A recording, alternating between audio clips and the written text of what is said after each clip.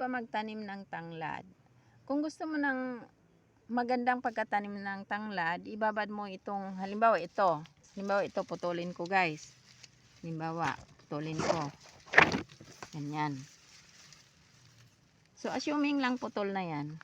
Matigas eh. Kailangan ng kutsito. Assuming na putol na yan siya guys.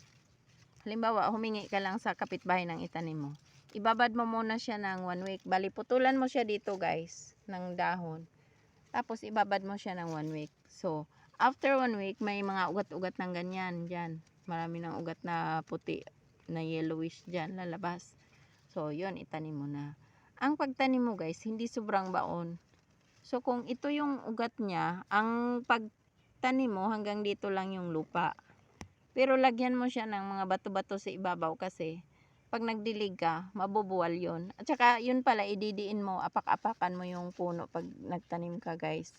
Kasi mabubuwal yan siya. Dahil ang lupa mo hanggang dito lang, eh, hindi dito.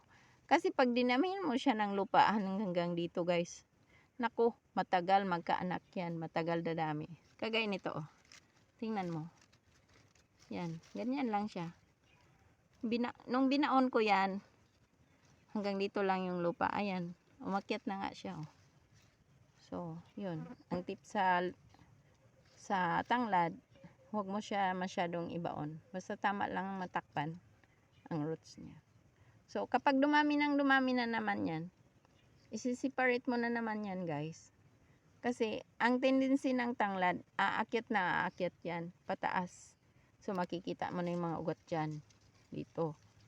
Tapos, magda-dry up siya sa araw. So, ang gawin mo dyan, putulin mo yung dito, tapos isi-separate mo itong mga to, tapos ilagay mo sa tubig na sa container na may tubig, tapos ibabad mo 1 week, tapos itanim mo na siya separate.